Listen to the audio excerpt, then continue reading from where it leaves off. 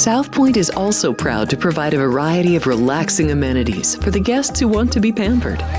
Soak up the sun and let your stress melt away in our lagoon-style paradise swimming pool. A relaxing...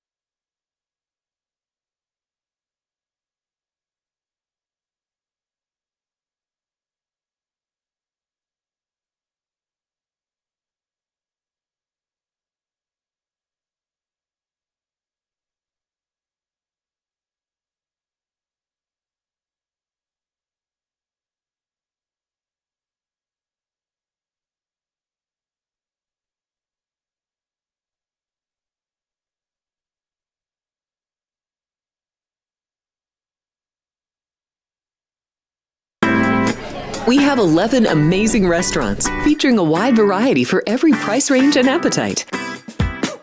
South Point's Garden Buffet has something for everyone at unbeatable prices. Or, if hunger strikes in the middle of the night, join us at Coronado Cafe.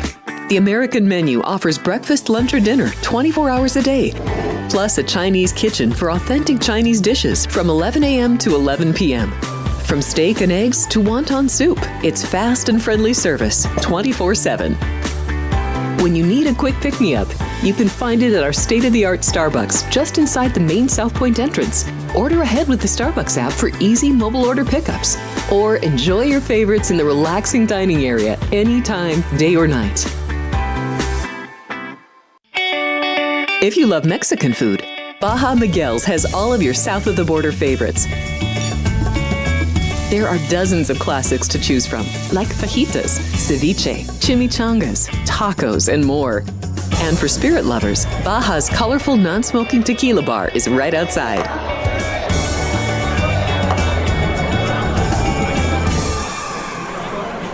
Hi, I'm Kurt Angle. I represented the United States in the Olympics in 1996 and won a gold medal. Then I parlayed that into a pro wrestling career. I saw a commercial a few years ago. Tunnel to Towers Foundation made a promise. The Tunnel to Towers Foundation is paying off the mortgages for Gold Star families with young children. I thought, this is really cool. I want to be a part of it. My dad served in the Army for 30 years. We didn't have a lot of money, but he made sure we had what we needed. He set a great example for all of us. He died in a construction accident my freshman year in high school. When he died, we didn't have any income coming in, and we ended up being forced to move out of our house. I was devastated. So I understand what these families are going through, and to have an organization like Tunnel to Towers come in and pick you up and carry you and give you a home to live in, I think that's just amazing. I'd like to ask you to donate $11 a month to support these efforts by going to t2t.org or calling 1-844-BRAVEST. The following is a Race Day Las Vegas presentation in association with Siraco Productions Limited on the Race Day Las Vegas Radio Network.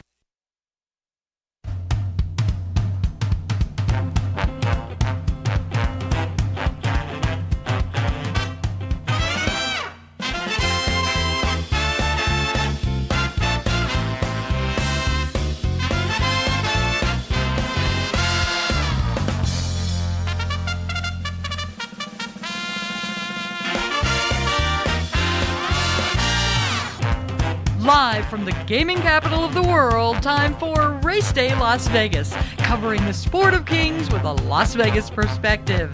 Now to the race desk with your host, Ralph Siraco. From the backstretch to the turf club, at the race books and on the internet, to all horse players around the world, a good morning.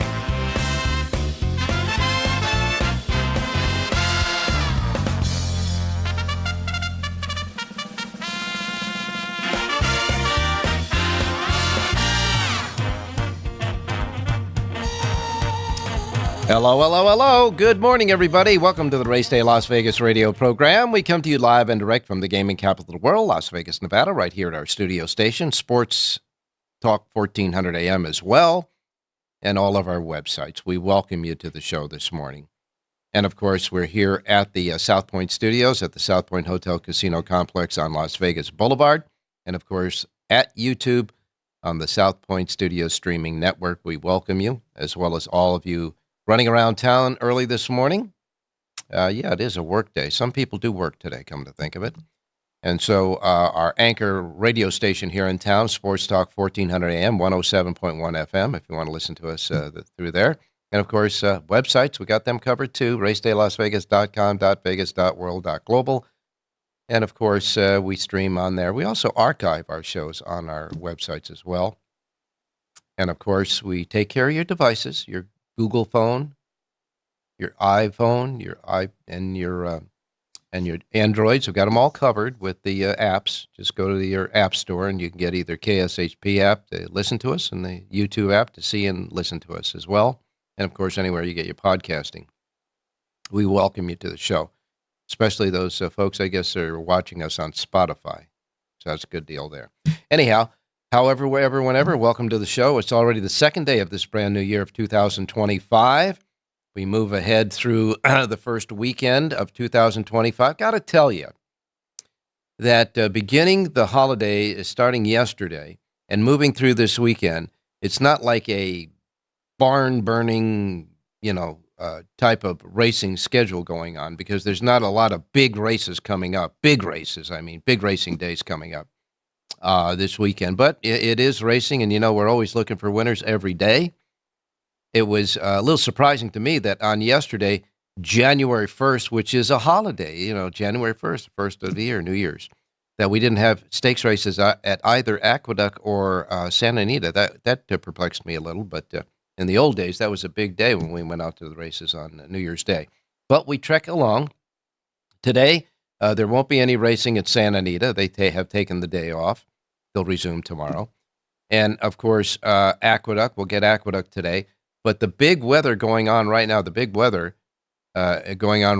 affecting some of the racetracks that were on the schedule. First of all, that winter storm, that crazy winter storm that's going through the Northeast has made its way now through the Midwest that did a lot of damage yesterday, and now it's making its way through the Northeast. And the Arctic cold that is coming along with it, where you might have some rain or snow that could turn to ice. It's just very tricky out there right now as far as the winter. It's winter, so it's the winter weather there in the Northeast. As far as the West Coast, just in the Great Northwest, to Washington and Oregon, getting a usual front with rain there.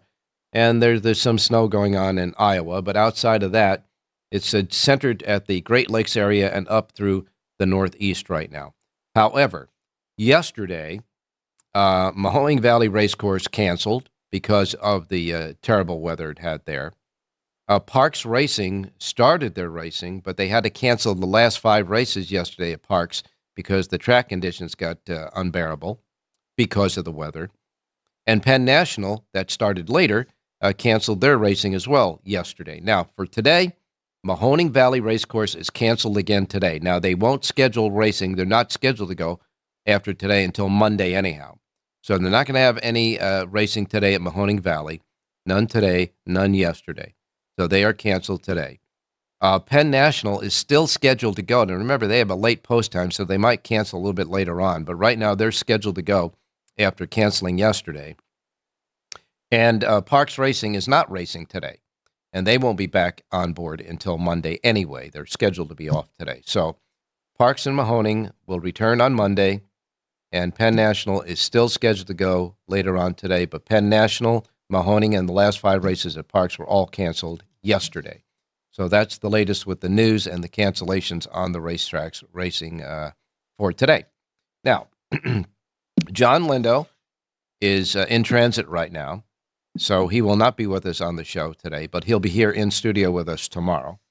So we have Jonathan Hardoon, Rich Eng, and, of course, Jerry Jackowitz with us.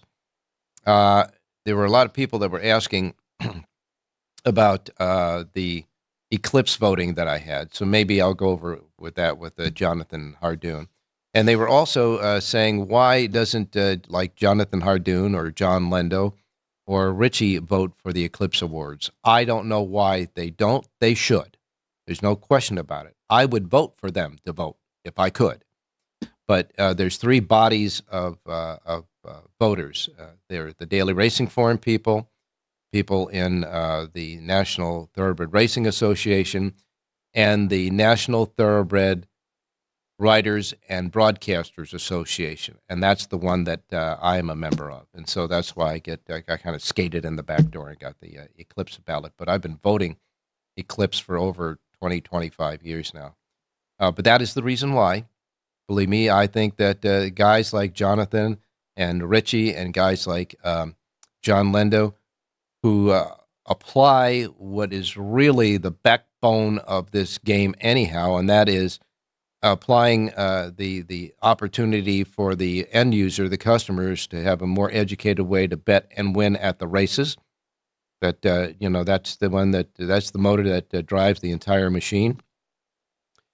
That day in and day out, they have a good handle on what the good horses are and which aren't, and they should be able to vote too.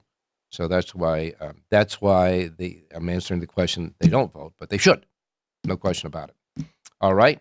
The invitation list for the Pegasus World Cup had been announced. Now, that invitation list, Pegasus World Cup, is on the 25th of this month.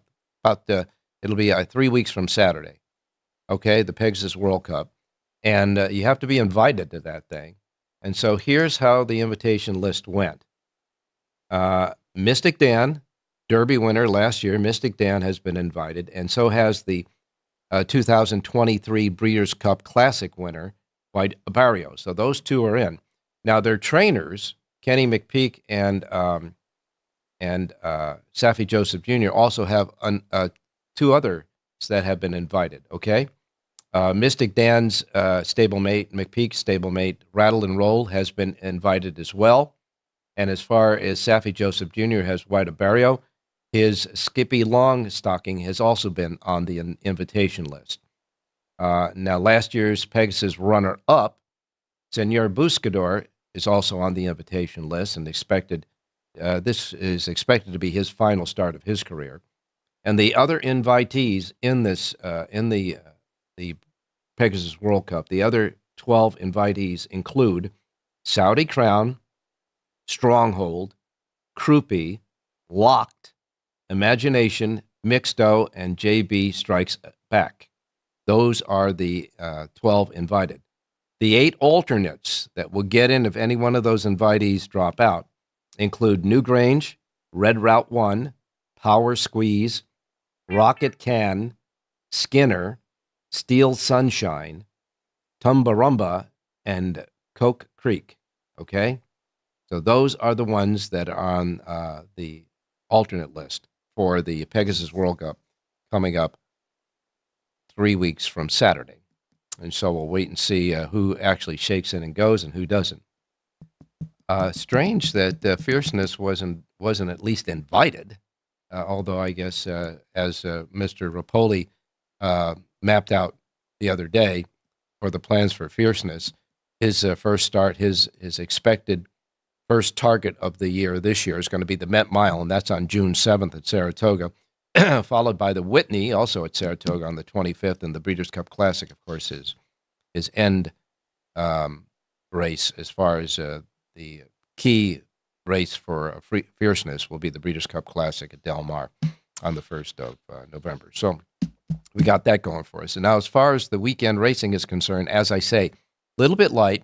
On Saturday, Aqueduct will have a stakes race, and Turfway Park will. Gulfstream Park's going to come up with 2 stakes races. Oaklawn Park will have 2.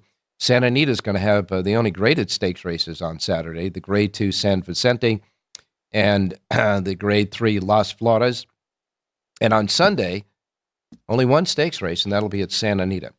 But we do have the entries for the Jerome, the San Vicente, the Los Feliz, and the Smarty Jones have already been drawn. So maybe we'll go quickly over those fields there with Jonathan when we get started with our handicappers. Okay. And as far as that's about all I can say is the weather here in Las Vegas is 40 degrees right now outside. So it's still rather cold. I mean, walking through that parking lot, it'll wake you up. And we're going to get a high of 63 degrees. So it's 40 degrees right now. We're going to get up to 63. And that's going to be the way the parameters for our weather is, temperature-wise, from now on through the weekend. And as I say, as far as the weather across the country, we've already talked about the bad weather up in the Northeast. As far as temperatures around the country are concerned, well, New York, they're going to top out at 47 degrees, they say today, although where Jonathan is at, he's a lot colder. In fact, he's shaking his head right now. We'll wait and see. We'll get his temperature in a minute. That's for sure. Miami, 73 degrees, so we can keep, no, I take that back. That's Tampa Bay. Miami's 80 degrees today. It's going to be 80 degrees today in Miami. Oh, well. Chicago, 31. We got here in Las Vegas, as I say, we'll get up to 73. Phoenix, 72. L.A., 69, although there's no racing in L.A. Today, but it's going to be 69 there today. And International Falls, in case you're interested, right at the northern border to Canada, 14 degrees going to be their topper today. So we got a cold front coming in. Hey, it's wintertime. All right, so let's get started. We're going to get started with our first break, and when we come back, we'll have your racing menu for what's left today. And, of course, Jonathan Hardoon. Rich Engel will be along later with the game, the Notre Dame game with Georgia being postponed yesterday at the Sugar Bowl because of that terrible terrorist attack that happened in the French Quarter in New Orleans. They backed that game up to today. That game will play today in the Sugar Bowl at 1 o'clock Pacific time.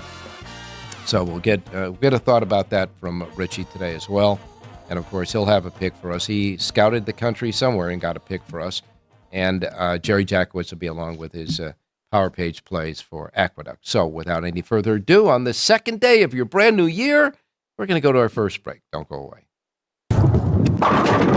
South Point Casino has plenty of attractions for the whole family. Catch a movie.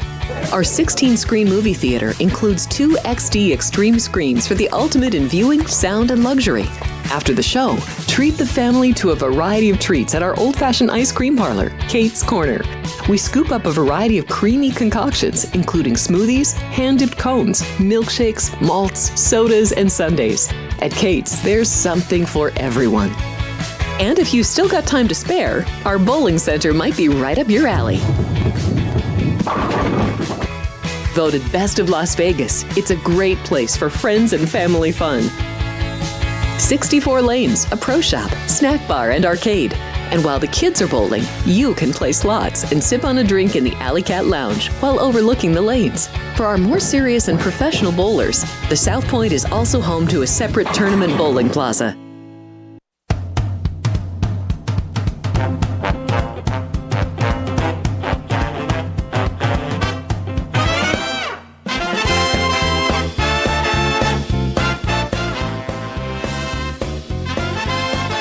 All right, back on Race Day Las Vegas for this Thursday, January 2nd, 2025.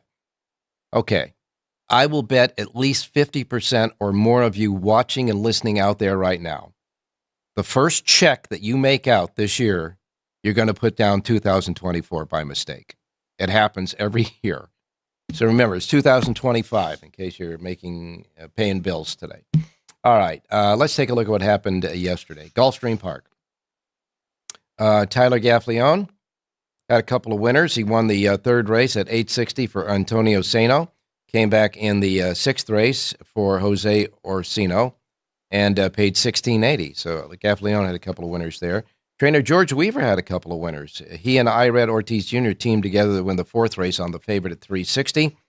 And then Weaver came back to win one of the two stakes races yesterday, the Cash Run Stakes with John Velasquez aboard 5G that paid $12.40, outrunning Paradise City and Unchained Elaine, who finished third in that race. The other stakes race of the day, the Dania Beach, was won by Mbago with Edwin Gonzalez aboard for Mark Cassie. That horse was the favorite, paid $360, outrunning Hammerhead and Maui Strong, who finished third there as well. And so that's kind of what happened yesterday. Irad Ortiz Jr., by the way, not only won he won, Irad Ortiz Jr. won that first race for George Weaver, that 360 winner. But he came back and won his second race of the day for Jose D'Angelo at 420. Irad and Tyler Gaffleone both had two wins yesterday at Gulfstream, and trainer George Weaver had a couple.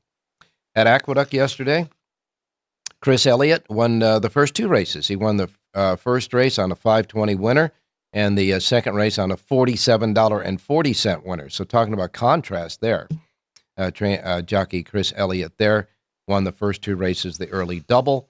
As far as the other highlights on the day, Kendrick Carmouche won back-to-back races. He won the sixth race, Jeremiah Engelhardt runner, paying $11 even. Came back in the seventh race for John Kimmel and paid $5.90. In a three-way photo finish in this race, Jonathan Hardoon's horse, I thought for sure was going to get the money, his pick in that race. But three horses hit the wire, and his was the third nose on the wire. So blanket finish in that race. And Sophie Vibes wins the last race of the day, Toxic Girl for Jose Jimenez, paying $30.60. You got a carryover in the pick six today at Aqueduct. Nobody had it yesterday. The fives paid $1,007.50, but you got a small carryover there at Aqueduct for racing today at the Big A. As far as Santa Anita yesterday, kind of a mundane day of racing. A lot of favorites, a couple of $2 and change horses. Those filthy favorites won. Onetta's Hobby won the second and paid $280 for John Sadler and Jose Hernandez, Juan Hernandez, I should say. And then you had another $2.20 winner. That was in the sixth race, Jubilant Joni, who won easily for Edwin Maldonado and Jeff Mullins to pay $2.20. So there was not big payoffs yesterday at Santa Anita. And as far as anybody getting a couple of wins, Umberto Rispoli won 3 races in a row. All right, Umberto Rispoli wins the third race for Phil D'Amato at $6.80, the fourth race for R.B. Hess Jr. at $12 even, and came back in the fifth race for his third win in a row for Mike McCarthy, paying $6.40. Jeff Mullins also won the sixth race, as I say, with that big favorite yesterday. So some of the happenings that happened yesterday at Santa Anita. All right, let's get started with the racing menu for today, reminding you again that as far as today's racing is concerned, Mahoning Valley is already canceled. Parks Racing was not scheduled to go today. And Penn National, that's canceled yesterday, is still on the docket to go today, but they have a late post time, so they might scratch a little bit later on. So without any further ado, here's the racing menu for today. First post times will be that of the Pacific time zone. You know the deal. We're here in the Pacific time zone, so these will be the first post times rolling out in our race books today here in Las Vegas, in the race book right behind the studio, here on the main floor at the South Point. So, first post times Pacific. If you're in any other time zone, adjust and tweak that time zone to the Pacific time zone to get the start times right for wherever you are. I don't want you to miss anything like I miss Mom and Dad, okay?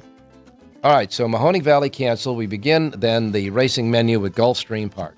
Gulfstream Park has 9 races today, and they have a pick 6 jackpot carryover of $210,599. Not bad. $210,599 in the Rainbow Pick 6 jackpot carryover at Gulfstream. You have 9 races there and a first post time of 9:20. 9:20 at Gulfstream. Aqueduct, the Big A in New York. Let's check out the weather real quick there. As they post on their website, it says it's sunny, 38 degrees and sunny today. The track is fast. And the carryover in the pick 6 from yesterday $18,140.65. 18 grand plus a carryover today in the Pick 6 at Aqueduct. They have 8 races today and a first post time of 9:40. Fairgrounds is next. They did race yesterday at Fairgrounds. I know they canceled they postponed, I should say, not canceled, but they postponed the Sugar Bowl in New Orleans. But the Fairgrounds ran their races yesterday in New Orleans, and they're doing it again today. First post time is 10:45 for 9 races at the Fairgrounds today. Turf Paradise, Phoenix, Arizona. They have 8 races. First 2 will be quarter horses. The last 6 will be thoroughbreds. And Turf Paradise has a Pick 6 jackpot carryover, $18,970. Their first post time for their 8 races, 11:40 there. Delta Downs has 8 races. Their first post time is 2:50 at Delta. Turfway Park will get underway with 9 races tonight. First post time is 2:55. Remember, they got that all-weather track there at Turfway. They got a couple of carryovers. Their Pick 6 jackpot carryover, $11,479. They've got a regular Pick 5 carryover today at Turfway Park. A regular Pick 5 carryover. It's a goodie, too. $94,897 in a regular Pick 5 carryover today at Turfway. Their first post time for 9 races set at 2:55. Then we have Penn National, who's still set to go today after canceling yesterday. Remember, their first post time is 3:15 Pacific time. That's 6:15 in the East Coast where they're at. So they might cancel, but for right now, they're going. And their first post time, 3:15 for their 8 races today, Pacific time. Finally, we wrap it up with Charlestown. Charlestown Races has 8 races. Their first post time is 4 p.m. They are scheduled to go today as of this moment. So there's a 4 o'clock post time, Pacific time there. That's the menu for today. We now go to Mr. Jonathan Hardoon, who's at least chilly. Good morning, Jonathan. Good morning, Ralph. It's 30 and dropping quickly. So 30. yes, it's going to be 30 and dropping quickly. So it's yes. going to be called an aqueduct as well.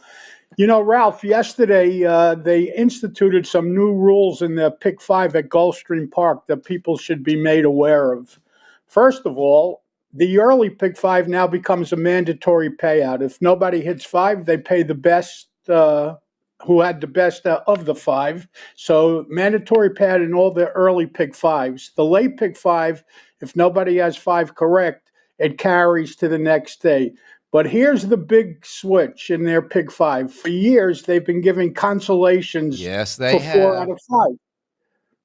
For 4 out of 5. They no longer will be giving consolations. So a lot of people are not happy with that because, you know, if you hit it, it adds up. You get a bunch more money. But if you have 4 out of 5, where you used to get a consolation, no longer in effect. So you get bupkis now, huh? Bupkis for 4 out of 5. But if you hit 5, you get, I guess, some more money. But because that money that they were paying out, whether it was 20% or whatever part of it, now just all goes to the Pick 5. But it's important people, you know, make bets based on what they think they're getting back. So. Well, you know, unlike our politics these days, at least there's a little give and take and compromise in that the new format. First of Where's all, the compromise? Well, first of all, I like the mandatory payoff in the early Pick 5. Gotta go. Yeah. All right, gotta go. So you have a chance once in a while to get 4 out of 5 and still hit it. Correct. And as far as the late Pick 5, I like to carry over into the next day. Now, that late Pick 5 will carry over into the late Pick 5 the next day, not the early one, right? Correct. Because if it carried over into the early one and that had to be mandatory payoff, now you're getting something.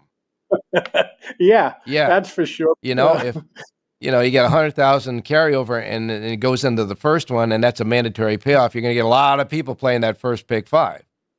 Nevertheless, maybe they ought to tweak that after listening to the show. But in any case, I love the fact that you did give us those new rules because I did not at the top of the show. I had it marked on my list of things to do and forgot to do it. So early, that's what I'm here for. early Pick 5 is Mandy, and the late Pick 5 will carry over if you don't have 5, and no more consolations for anything. Simply put, that's it. The only place left with consos are Turfway Park and Keeneland, I guess. Well, they'll still pay 4 out of 5 until they change their rules. But for the time being, They're the only places that still give 4 out of 5 in Well, the Pick let's hope that they they don't take a cue from Gulfstream. All right, coming up this weekend, kind of light on stakes races, but I got to tell you, there's a couple of stakes races for the newly turned 3-year-olds this year, and as soon as they turn 3-year-old from 2, everybody talks about Derby from day 1. So we got the Jerome going on at Aqueduct. It's a $150,000 race for 1 mile. Now, Aqueduct, it's a 1-turn mile because that track is 1 1/8 in circumference. But there's a field of 8 in the race, and not too many horses that come to my mind that did a lot as 2-year-olds. You've got Enduring Spirit, and you've got Mansetti, I Can, Omaha, which is the 4-horse. Georgia Magic is the 5. Cyclone State is the 6. Studley Do Right is the 7, and number 8 is McAfee. And none of those horses really come as recollection to me as doing anything really that you would remember as 2-year-olds. Well, they're lightly raced horses. Listen, Dutro has a horse in the race, I Can, who only ran 3 times. He has McPhee, who only ran twice. You have a couple of horses with some experience and good resume. Cyclone State has gotten good. His last 2 races, both impressive, but they were both bias-aided. Speed was the way to go on both of the days when he won. And then you got Studley Do Right, who 2 starts back ran at Aqueduct at 1 mile, and he ran the best figure of his life, so he returns to that. I think Studley Do Right's probably the horse to beat, but again, you can make cases for Cyclone State and for the 2 Dutro horses as well. The San Vicente in California at Santa Anita is a graded stakes race, is a grade 2. It used to be the way the schedule was in Santa Anita, where they progressed the distances on Derby horses throughout the year to get to the Santa Anita Derby at 1 1/8. This used to be the first one at 7 furlongs, the San Vicente, on the road to the Santa Anita Derby. I don't think it holds much of that anymore, but in the case of Southern California and the lack of horses there, the San Vicente on Saturday will have only 5 horses in the race.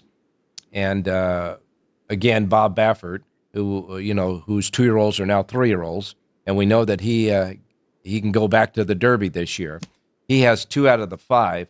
He's got the 8-5 favorite there, Barnes, who'll break from post 2, and he also has a 5-1 shot, Romanesque, that'll break from post 3. So the one will be. Whoa! What about? Oh yeah, and Bullard is the 4-5 morning line favorite, the Mike McCarthy horse. By the way, Ralph, Barnes, if you remember, he shipped to Churchill Downs to run. I think, and he even flew out there. This was like a $3 million horse. Right. He was real hyped, you remember? And well, now he's stretching out to 2 turns. Oh no, to 7 furlongs. I'm sorry, like you said. I don't know, small field and some short-priced horses in there. Yeah, now to finish off the horses in the race, Mackenzie Street for Tim Yakteen will break from post 1. Barnes will break from post 2. Romanesque will break from post 3. Smooth Cruisin' is the 4-horse for Karen Headley, and the 5 Bullard, who is the 4-5 favorite on the morning line, Umberto Rispoli for Mike McCarthy. And I guess it'll come down to Barnes and Bullard in this race. It's only a 7-horse field in the San Vicente. And I think that probably those are the only 2 that'll move on through the Santa Anita Derby, races. Well, Romanesque ran once, and he won, and he won pretty easily. He was bet heavily that day, bet down to 2-1. Yeah. What does one race mean? We'll find out a lot after tomorrow. Let's see if Romanesque takes that big step forward, and Barnes, let's see how good he really is. Certainly was hyped first time out. He got up. He had a trouble trip that day, and again, Bullard has done nothing wrong, and he's certainly drawn in the right spot. He's drawn well outside, and I don't know. We got to see the race more closely and get the odds and everything else that goes with it. Yeah, I got to tell you, though, I can tell you that it's a 5-horse field, but it's going to be an interesting chess game in that race. And we're going to see with the high-priced royally bred horses, and, of course, Baffert, as you say, Romanesque. It comes out of Baffert's barn, so you know this horse will probably improve. So it's going to be an interesting kind of a chess game in that race. Now, the other race for 3-year-olds this weekend, Oak Lawn Park, the Smarty Jones. Now, the Smarty Jones, believe it or not, I don't think it's a graded stakes races, but the Smarty Jones comes up with 8 horses there from the rail. Kale's Angel, Ramon Vasquez for Peter Miller, who has a barn out there. Kale's Angel is 2-1 on the morning line. Hot Gunner is the 2 horse. Harry Hernandez for Scott Young. The 3 is Optical, Axel Concepcion for Keith DeSormo. The 4 is Bon Temp, Martin Garcia's for the coach, D. Wayne Lucas. The 5 is Mo Quality, Junior Alvarado for Christopher Davis. The 6 is Hot Property, Flavian Pratt riding there, which is 8-5 on the morning line, and is actually the favorite in the race over Kale's Angel. So Hot Property, Pratt for Brad Cox, your man. The 7 is Curvino, Francisco Arrieta for Peter Miller. So Miller has 2 horses in the race. And the 8 is Cole Battle, Juan Vargas for Lonnie Brilli at 9-2. So that looks like a competitive race. It's a terrific race, Ralph. The rail horse tried dirt last time for the first time, Kale's Angel for Peter Miller. First 4 starts of his career were all on the turf. Well, they decided to run him on the dirt. They knew to bet him down to 3-1, and he won about as impressively as you can. Question is he going to be able to stretch out to 1 mile and a 16th? The Brad Cox horse, Hot Property, ran extremely well first time out when winning at Fairgrounds. Not an easy thing to do, win first out going 2 turns, so it's Cox, anything possible with him. Mm-hmm. But there's an interesting long-priced horse in that race that I would take a long look at. It's the number 3, Optical, 12-1 on the morning line. This horse has been running distance races. You know, not everyone in this race could say that. This horse is listed at 12-1. Keith DeSormo's the trainer. Alex Concepcion is the rider. And at 12-1, that may be the right way to go. By the way, Ralph, there are Kentucky Derby points for the winner, I guess the first 3 finishers in this Smarty Jones race. All right, there you go. And, of course, the Smarty Jones is part of the series that leads to the Arkansas Derby as well. And so we do have at least the 3-year-olds that are going to hold up the interest for the big stakes races over the weekend. Of course, the Las Flores is for the fillies. We'll get to that tomorrow. In the meantime, there were a lot of people that were chatting away that said that you guys should be Eclipse Award voters as well, and I agree. But that's not the case. I don't know why, but... it's a good old boys club. They don't let everyone in, Ralph. Yeah, You're well, how one the of heck did I sneak in? What did I sneak in the back door here? I climbed through the men's room window, I guess, to get in this thing. But they let you in. Yeah, in any case, you know, we already went through who I voted for Horse of the Year. It was really a toss-up between Fierceness, Torpedo Anna, and Sierra Leone. But I gave it to Sierra Leone because he won on the big day, the Breeders' Cup, which they say is the day that crowns the champions. So that's that there. But older dirt female, I voted for Idiomatic. Now, remember, people were saying, why didn't you vote for Torpedo Anna was a 3-year-old. She was not an older female dirt horses. I voted for her as the 3-year-old filly. But a lot of people were asking me that, and that's the reason. She wasn't in that category. Well, you made the right choice there. That horse, I mean, that's a Brad Cox. That horse is unbelievable, that mare. She really had a terrific campaign, and she deserves it. I agree with that so much. And I put Adair Manor in second because she only had really stubbed her toe once in the race. And a male sprinter, that would be interesting. Who would you think would be the male sprinter? Who would you vote for? Either Cogburn, who did it mostly on the turf, or the Dan Blacker horse, Straight No Chaser. Is that the horse's name? That's the horse's. Straight No Chaser is the horse's name. Won the Breeders' Cup Sprint, and I voted for him. I voted for Straight No Chaser. My second, and by the way, the horse that I voted, because you got to vote for three horses in each category. My second horse was the Chosen Vron, and the only reason why I didn't put Cogburn higher is because I put Cogburn third. But he did all the stuff on the grass. You know, was the grass. Yeah. Mulligan also had a good campaign, if you recall that horse. Yeah, he did too. There were a lot of ways of going in that. Male turf horse. You can start scratching your head on this one now. I would pick Johannes, the horse that keeps winning in California. I mean, what do you win? 5, 6, 7 in a row? Whoever they but that was at the short. That was at the short distance. Yeah, but that would be Johannes would be my top selection. Yeah, I voted Johannes second because he was doing it all at the middle distances. The horse that I voted for the marathon distance was Rebel's Romance. So, Okay. female turf horse. There's one for you. That's easy. Mariah, the Canadian horse. That horse was real good. You know Kevin who, Attard's who I a trainer. voted for? No. Mariah. That was a natural. That was a natural one. Of course, now voting for the jockey. I know that it's got to be Flavien Prat. There's no way. If this is an unanimous decision, then there really should be an investigation into all of you guys in the good old boys club to what's going on, because this was a no-brainer. Yeah, Flavien Prat really deserved it, and I hope you're right. I hope he gets unanimous, because that would really mean something. Irad, of course, I put in the second spot, and I also gave a nod to Tyler Gaffleone. I thought he had a great year. Yeah, Brian Hernandez won the Derby and the Oaks, so you may have considered putting him somewhere in the top 3. That's not an easy feat, and he pulled it off this year, so he deserves some sort of mention. Yeah, he was the passenger. McPeak is the one that pulled it off. Okay. Okay. Well, Mystic Dan won by a lip, so please. obviously it had something to do with that. Hernandez had a lot to do with that, right? Or I think Sarah Leone had more to do with Mystic Dan than Brian Hernandez did. Trust me. Or Forever Young, correct. Trainer, I went for Brad Cox. I put Brad Cox on top. I know that I'm going to get a little feedback on that. Chad Brown and Steve Asmussen rounded it out. And as far as the apprentice jockey, I had to give it to Steve's son, Eric. Eric Asmussen. This kid's doing a great job. I don't know how long he'll last with his, he's a big, his him and his brother will be starting on a basketball team shortly. They're both grown. Keith and Eric are both growing quickly. Yeah, or there'll be the Asmussen 3-horse entry of Eric, his brother, and Steve one day as trainers. Right.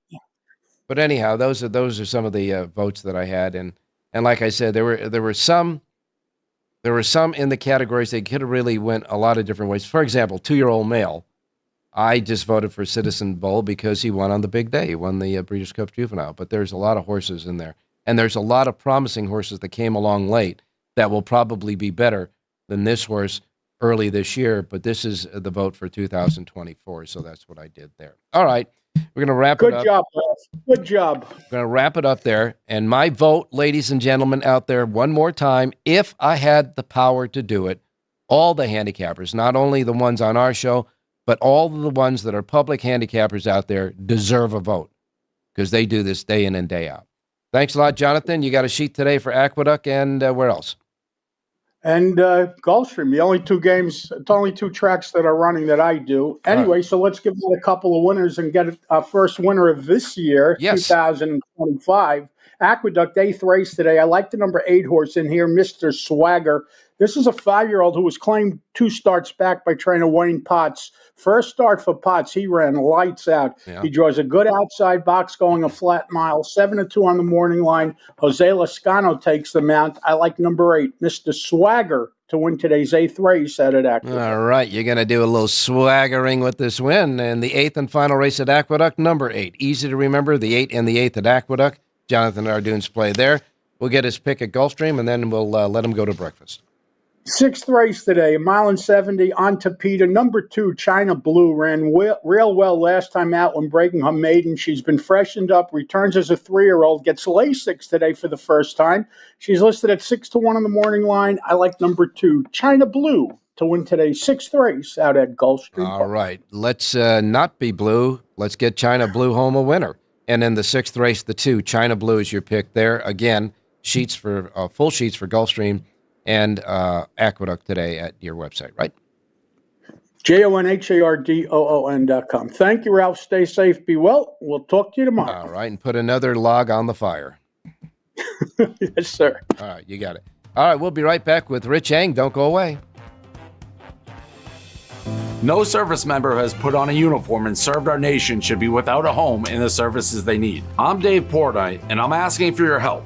The Tunnel to Towers Foundation promises to eradicate veteran homelessness across the country so that no service member who has served our nation will be without a home in the services they need. That's why I'm asking you to contribute $11 a month to support these efforts by going to T2T.org or calling 1-844-BRAVEST.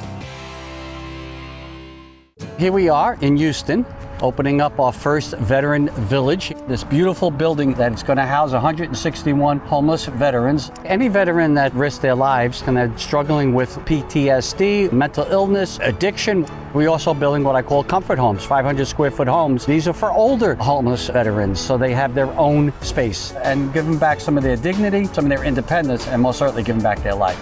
Go to T2T.org to learn how you can change a veteran's life forever. If you're celebrating a special occasion or just love fine dining, you're in the right place. Come experience the crown jewel of South Point restaurants, Michael's Gourmet Room. Welcome. With over 600 different types of wines and magnificent dishes prepared tableside, you'll revel in the rich classic Vegas decor and the best black tie service in the world. This intimate gourmet room has earned accolades galore.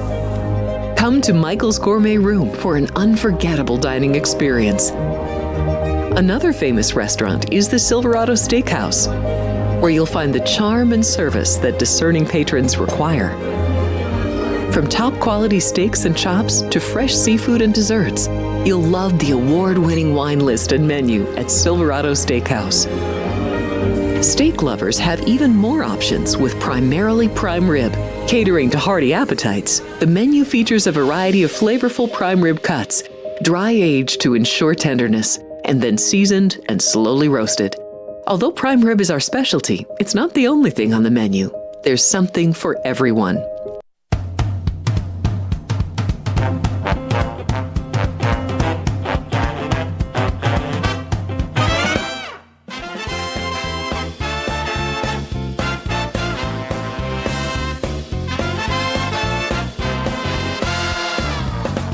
All right, back on Race Day Las Vegas for this Thursday. Now we go out to Rich Eng standing by. Richie, good morning. Hey, good morning, Ralphie. Good morning, viewers. Good morning, listeners.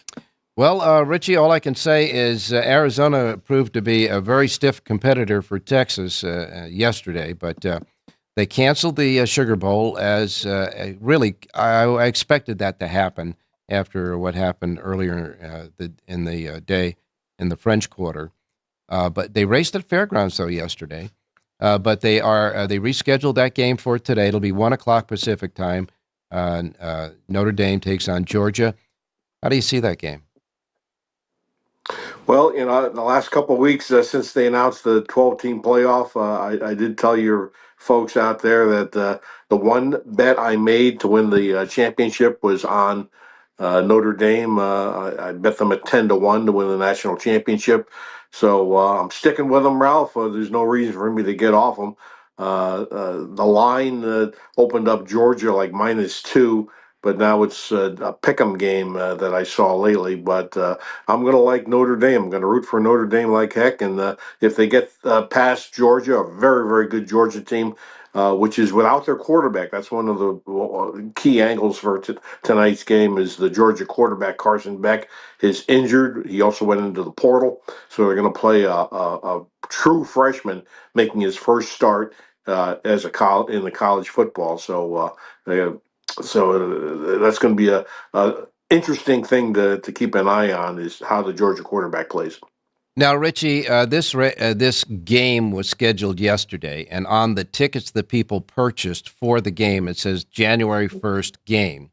Now, I don't know how the books will react to this, but they say that that the date of the contest must be put on the ticket. So now it's January 2nd. Do the people who bet that game yesterday that have a ticket that says January 1st, if you know, do they have to redeem that and get another ticket that says January 2nd, or is that still honored? That's a great question, Ralph. The first thing I would suggest is people should go back to the book that they bought the ticket at and ask the manager, because just to make sure the rules are the same. Yeah. But it's a very good point. But I'm almost positive here in Nevada, Ralph, that the game must be played on the date that it's scheduled. Yeah. And if not, it's a refund, then you have to rebet it. So that's an excellent question. And it rarely ever happens. But I'm pretty sure, just check with your racebook manager to make sure if your ticket's live or you have to rebet it. If you bet Notre Dame +2 like I did, that would not be good news because now you got to lose those 2 points and bet Notre Dame at pick. But like I said, I've got the 10-1 ticket in my pocket too, so I've got that option. But usually the game has to be played on the date that it's verified on the ticket. Yeah, on the date of the ticket, it has to be played, and that's why I ask you. And folks out there, if you're and this now that and if it is that you have to redeem it and play it again, it won't be a specific rule of the particular race book. It'll be a rule of the Nevada Gaming Commission. That's where these rules come from. And I would advise anybody listening out there outside of Nevada, if you have a ticket that you play in the book anywhere else in the country, you might want to ask that same question. All right, so you've got Notre Dame winning the game at the pick'em price that it was when it closed, right? Yes, that's what I'll be stuck with. I won't have the +2 because that ticket's going to be a refund. Okay. Let's get a winner. Let's get a horse winner now. Yeah, I do have a horse, and I do want to make an announcement for the folks out there. Ralph, I am an Eclipse Award voter. Yeah. When I started at the Las Vegas Review-Journal in 1998 to be the horse racing writer and handicapper, I applied for admission to the Turf Writers Association. So I've been a member since 1998. I've been voting since 1998. As a matter of fact, as a matter of fact, if you remember, I'm the one that gave the recommendation letter for you. That is correct. Yeah. You need a letter of recommendation. You did that for me. And I tell you what, we don't have time, but what I'll do is after the show, I will post my ballot on social media, on Twitter, and on Blue Sky, so people who follow me will be able to see it after the show. Absolutely. And maybe when we have time during a lull day, maybe next week, maybe a Wednesday or something, when the races are we'll go over the votes for you. But real quick, since you teased everybody out there now, who'd you vote for Horse of the Year? Horse for the Year, top line, Torpedo Anna, Sierra Leone, Fierceness. Yeah, those three are going to be jockeying, no pun intended, for position for the riders, okay? Yes, but do you not believe that all the handicappers should as well be voters? Well, in reality, yes, because they pay attention to the sport every single day. Absolutely. And it's it's attention to detail that really matters, the little things. And some of these categories are pretty close, Ralph. I mean, really close. I know. And some of them are slam dunks. A lot of them are not. All right, give me a pick real quick. I got to get Jerry on. Race 6 at the Fairgrounds. Fairgrounds race 6. It's scheduled for 1 mile on the turf. Let's go with the number 8, Leah Meta Trainer, 7-2 in the morning line. Brian Hernandez riding for Neil Pessin. This is dirt or turf, Ralph. Okay. The number 8, Leah Meta Trainer. The 6th race, number 8, Leah Meta Trainer. The 6th race, number horse 8. That's the 8 in the 6th race at the Fairgrounds. So you're all down in New Orleans today with all your picks anyhow. Hey, thanks a lot, Rich. Hey, thanks. Good luck, everybody. All right, you got it. Now let's go right to Mr. Jerry Jackowitz standing by. Jerry at least has a horse or two for us today at Aqueduct, don't you, Jerry? I got one. Okay. And I want to remind everybody there's a pick 6 carryover today at Aqueduct as well. Yeah, and my feature play comes in the 5th race, so part of the pick 6? Yeah. Okay. Well, I know you're a man of very few words right now, so let's get to it, unless you have something to say. No, but let's do the 5th race. Okay. Let's do it. Click over here. Burn Rubber is the horse, number 7 in the 5th race from Linda Rice. Looks just sort of towers over these to me, and I rated her out quite a bit faster, and I think the form is really excellent on this gelding. This is second, it's really the 4th race in a cycle, and last time out was tough from the outside. Got hung pretty wide, but showed really nice speed. I think today should really complete his race. So I like the 7 at 3-1. I think you're getting the best of it. Maybe down to 8-5, I would go. Take the 7 over the 156, reverse 156 over the 7. But the 7, Burn Rubber. Yeah, let her burn some rubber in the 5th. Okay, you got it. The 5th race, which is the anchor race in the early pick 4 and early pick 5, and is part of the pick 6 with the carryover there today in the pick six. In that fifth race, you like number 7, Burn Rubber. The 7, Burn Rubber. Linda Rice. I know that Linda Rice, I guess her number one go-to person is Jose Lascano, but Kendrick Carmouche rides a lot for her too, doesn't he? Some, but I can't let that kind of change my play. My play is horses that are in form or going into form, and sure.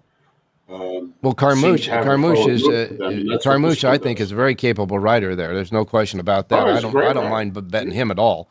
So he is on Linda Rice's horse, and your pick in the fifth race, the 7, Burn Rubber. And your link-ups are 1, 5, and 6. Now, there's a 1 and 1A. Should the 1A, either one of them scratch, is still... Either one of the ones. Okay. So the 7 over the 1s, 5, and 6. The only scratch in that race, Correct. 2 this time at Aqueduct, is the 3 horse, Sicilian Right. Air. The 3 is out, but all of your horses are running. Okay? And in answer to your question about horse of the year, yes, sir. It's either got to be Fierceness or Torpedo Anatomy, one of those two. And you don't give any weight whatsoever to the Breeders' Cup Classic, or do you? I do, but Fierceness ran a great second. Sometimes the horse that runs second is the best horse in the race, and to me, he clearly was the best horse in that race, having endured really hard fractions. And all I can say, the best horse doesn't always win. The best horse or the best raced horse of that race doesn't always win. I fully understand that, and I can honestly say that when it comes to Horse of the Year voting, those 3 horses will be shuffled around on a lot of the ballots. But we all know one thing for sure. There's not going to be a 4th horse jumping in there. It's going to be one of those 3.